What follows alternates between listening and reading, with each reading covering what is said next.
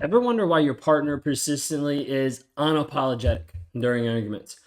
Doesn't take accountability for anything, doesn't actually own up for anything, and just continues to move down this whole path of ignoring the possibility that he might actually be wrong, ignoring the possibility that he did something wrong or he is responsible for something. Today we're going to talk about in this video just to discover the 4 Ds of narcissism. Maybe you've heard this, maybe you haven't.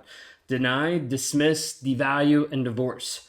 We're going to talk through this to be able to see and explore some of the behavior of a narcissist and some of the patterns that a lot of times we see people go through.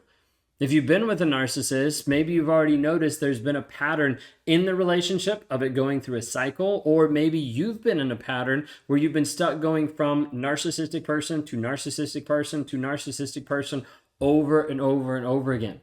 This might stem from a childhood of being in a narcissistic family, or just might be the pattern that you are used to based on the previous relationships that you've had.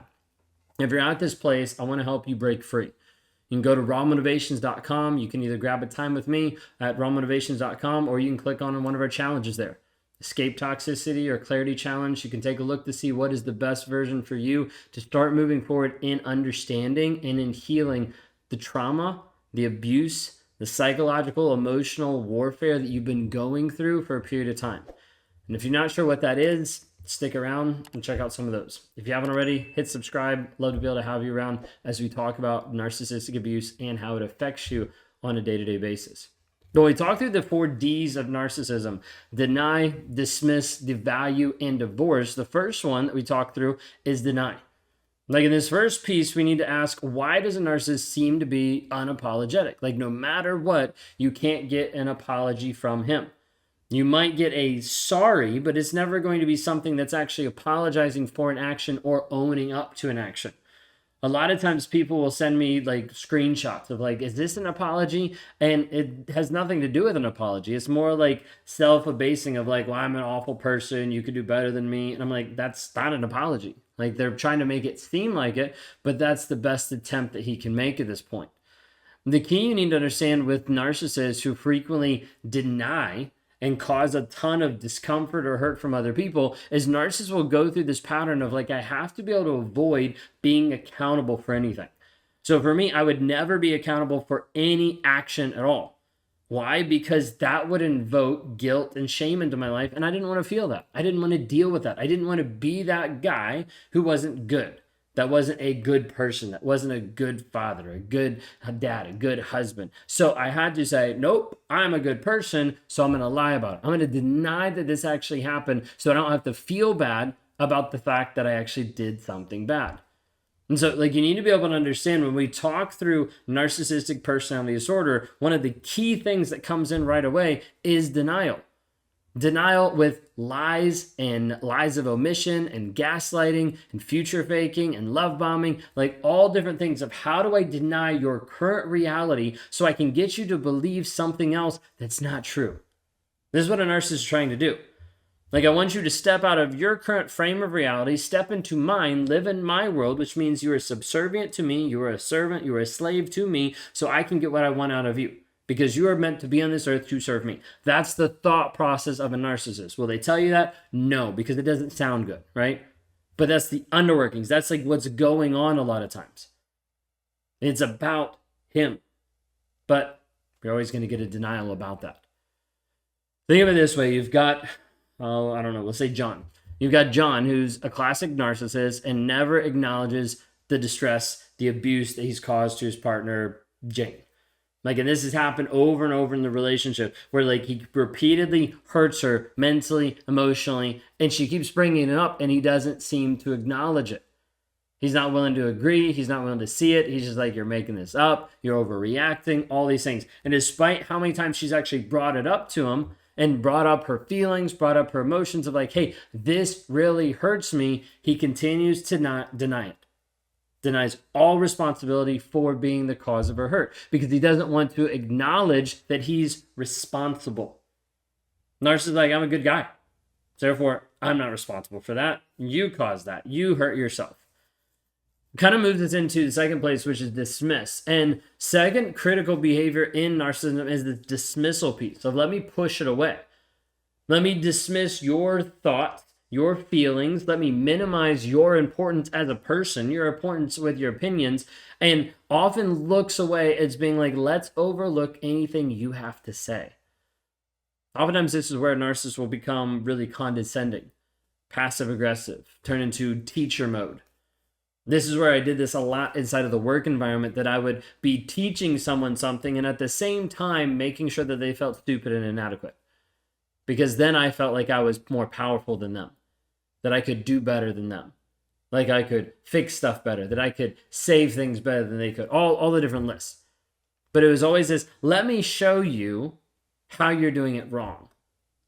Mate, let me help you out there. Yeah, well, you just didn't figure this out. Like, it was small things. It wasn't huge things. I couldn't do huge things. I was in a workplace environment. Like, people would catch on. It was small things that would slowly degrade and put other people down. This is what a narcissist does. It dismisses your validity as a person.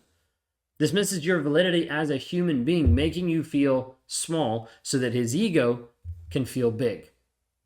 How many of you have dealt with that? Like, type in the chat, like me. Like, just be able to put, like, hey, I've dealt with the denial and I've dealt with the dismissal. Like, that is huge. So many people deal with that and they don't even realize they're dealing with it, or they don't realize how many people are actually dealing with it. Think of this, you've got Emily, who has continually felt unheard in the relationship with Adam. Despite trying to express feelings, he consistently dismisses her. Says she's insignificant by his actions. Doesn't say that, but shows her by his actions that her opinions and feelings are invalid. They're subservient to him and they don't actually matter. Then we move into number 3, which is devalue. We explore the aspect of devaluing, where a narcissist undermines your worth. Like, it leaves you feeling less than. Probably at least 50 to 75% of the people that I talk to on a day-to-day basis don't feel good enough. And it's not that they're not good enough, and it's not that they don't know in some aspect of their life that they are good enough, but being with a narcissist tells them over and over and over, you are not good enough. You are less than. You are not good enough as compared to someone else. You're not as good as my last partner. You're not as good as my current partner. You're not as good as my mom. You're not as good, and the list goes on, but trying to make you feel less than enough for this person. See, the narcissist does this as a power dynamic of, let me put you down so you keep vying for my attention. You keep trying to do better so that you can get to the status where I'll actually appreciate and accept you and love you. But the narcissist doesn't care about that. They just want the attention. They don't care about getting to a place where you're equals. You're always going to be subservient. The bar is always going to raise. You're always going to miss it, because you'll never be good enough for a narcissist's moving projection of what they want. Never will. But this leaves you feeling worthless. Leaves you feeling stuck. Leaves you feeling concerned of, maybe it is me. Maybe something's wrong with me. That's why he won't love me. That's why he won't actually show up this way. That's why he keeps going to the next person. That's why he keeps cheating on me. It has nothing to do with your value. It has nothing to do with your worth. It feels like that in the moment. Despite, like, Sarah's many advances and successes in her career, her partner Tom continually put her down, devaluing her, making her achievements seem small, and leaving her feeling small and insignificant. She was on a career path that was much more profound than his, and so he felt small. And so he continued to put her down and bring her down, so mentally and emotionally she was at a smaller level. Eventually, it slowed down some of her business. It had to shut down different aspects because she couldn't make the decisions she needed to make because of the fog that she was in because of him. Ultimately, we get to number 4, which is this divorce piece or breakup, however you guys are at. Far from any resolution, narcissist just goes to the next place of, like, let's just break this off and let's move on. So many different variations with this, we can't even hope to touch them all. But oftentimes it'll lead to a place where you'll divorce, well, he'll divorce, where it'll finally come to an end. And oftentimes people think that when it comes to an end, it'll be the end. But when you have kids, there's still post-separation abuse. They're still using the child as emotional leverage and emotional manipulation and emotional support. There's all these different things that continue moving forward. And people oftentimes, even after divorce or after separation, find themselves still stuck in the trauma bond. I often say it's not knowledge. You can know everything about narcissism. You can move across the country. You can go completely no contact, and you can still be mentally and emotionally stuck, because until we actually do the work in your mindset to rewire your mindset to help you be free mentally and emotionally, you will still slide back into toxicity every single time. Every time. We see it happen over and over and over again. If we don't get you free, you will go back. I was working with someone. Laura thought separating from her husband Peter that it would end her painful ordeal, that it wouldn't happen anymore.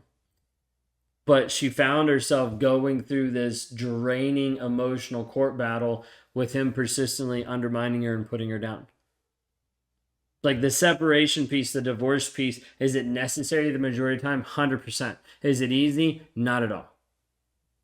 Unless you have a narcissist that has another supply that is pulling him out of the relationship as fast as possible, typically your mediation is pointless and your court proceedings will take forever, because he won't actually do what's required. He won't own up. He won't be honest. He won't submit his bank records. He won't submit different documents that he needs to submit, because he doesn't actually want to do it and look bad.